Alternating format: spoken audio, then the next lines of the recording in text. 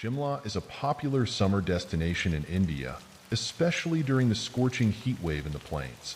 One Friday evening, three of my friends and I decided to escape the heat and head to Shimla for the weekend. We packed 3 cases of beer and an icebox, but no clothes, for a spontaneous guys' road trip.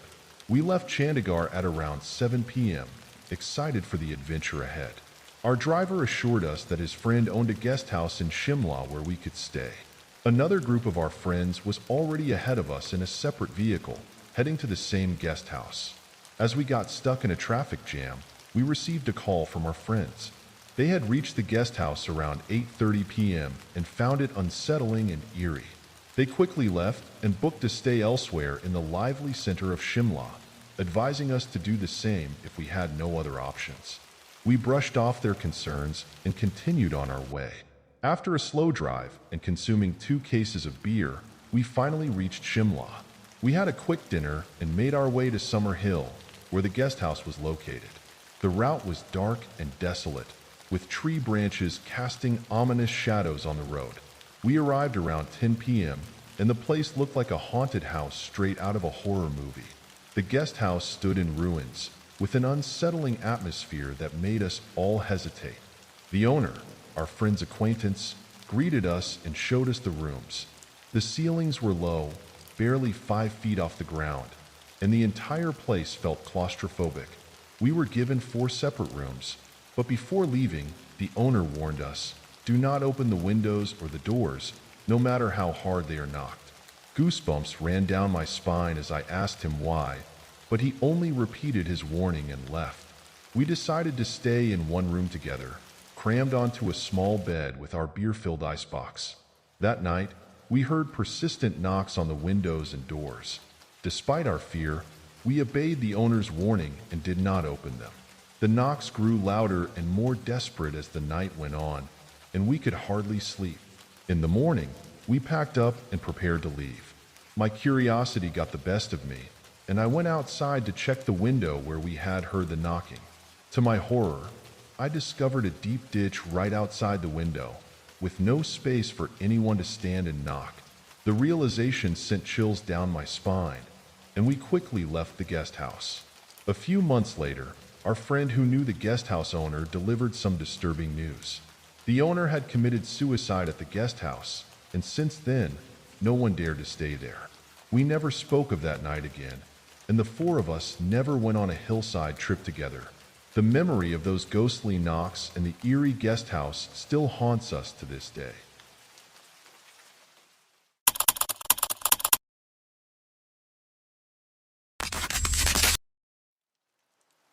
So this incident took place in Mumbai back in 2016 when I was 16 years old.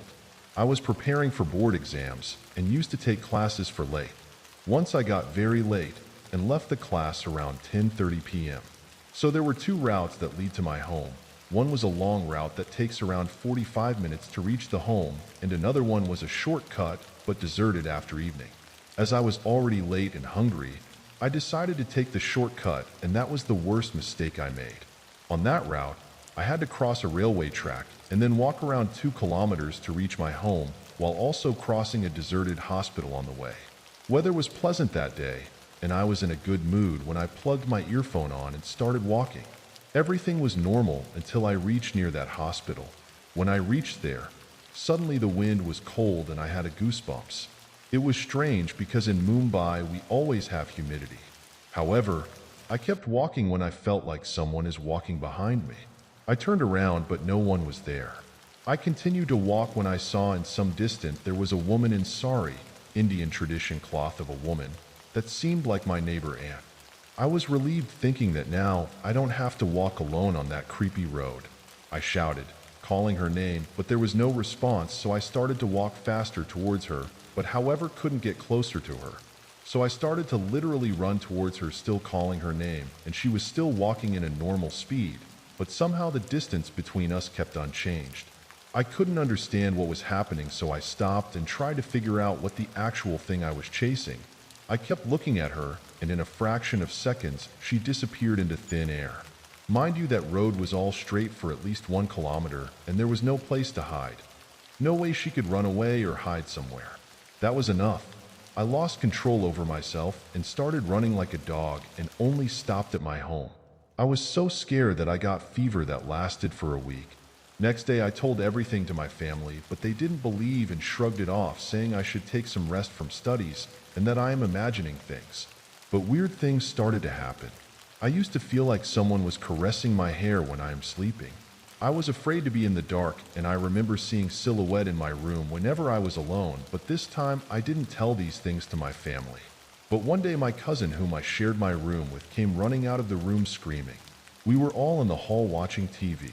When she was asked what happened, she said that after taking shower when she entered the room she saw me sitting near the window watching outside.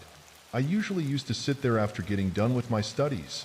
She opened the cupboard and was searching for something when she tried to ask me whether I saw what she was searching for. Getting no reply from me, she looked towards the direction on the window and found no one there. I was still in the hall with everyone watching the television. After listening to her, I expressed what I was dealing with for a week. Now the family believed that something was indeed fishy and took me to the holy place. There we met with a person who solved these kind of cases. He blows some verses of the Quran on me and told my elders to never let me be alone in that house and strictly told me not to go by that road ever again. He didn't tell me the reason, as he felt I was too young to know that. However, things didn't happen like that again, and we even left that home after 3 to 4 months.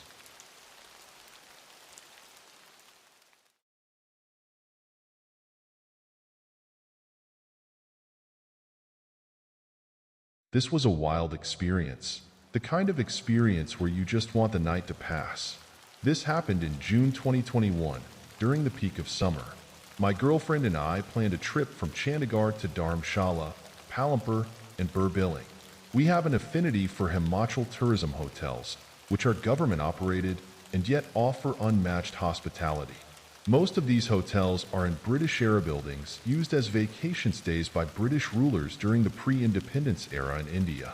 Our stays in Dharamshala and Burbilling were beyond peaceful. However, our stay in Palampur was particularly special. We booked Hotel T-Bud in Palampur for one night. It is located at a serene spot between the Palampur tea gardens. The hotel looks like a proper vacation spot during the day, but at night, it's another story.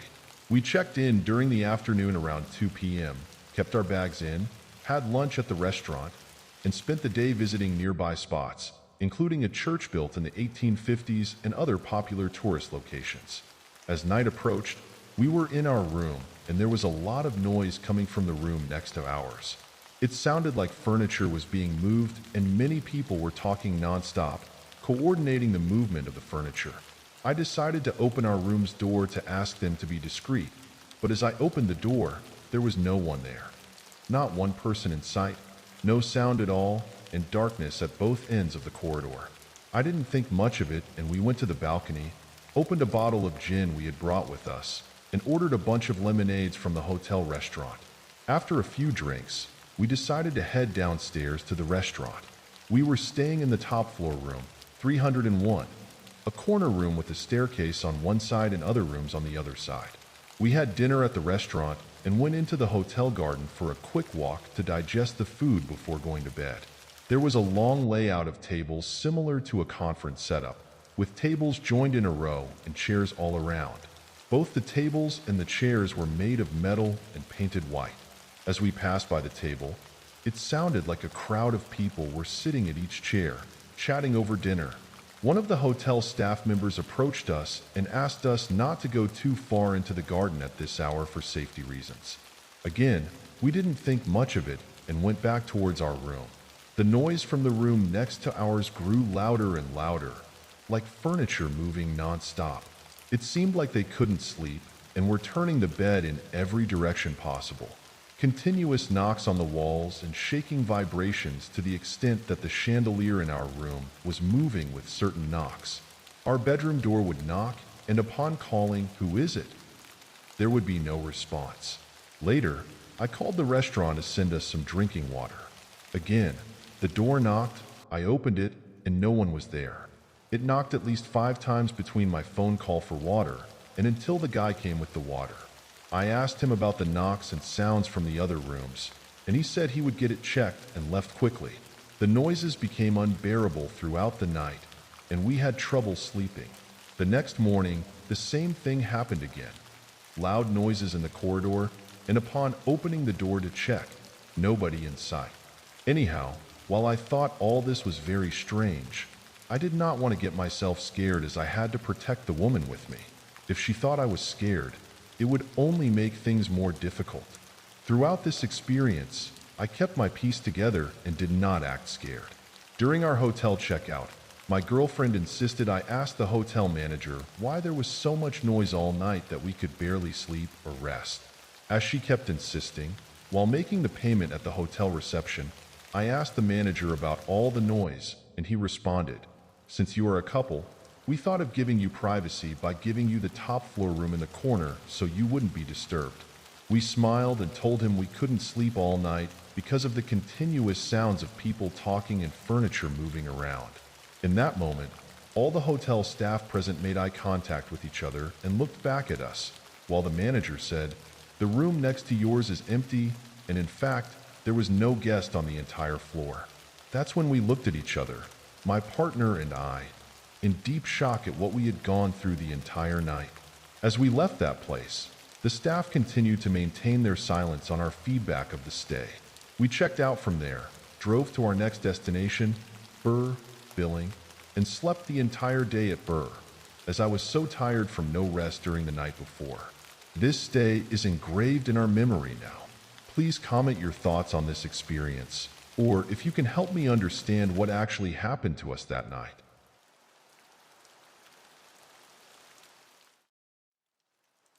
Hayyyyy. Hope you like this video. If yes, then don't forget to like this video and subscribe to our channel. It would help us a lot. Also, if you have any of your personal incident, then you can share it with us on the mentioned Gmail account in description. And with that said, we will meet you in the next spooky video. Till then, peace out.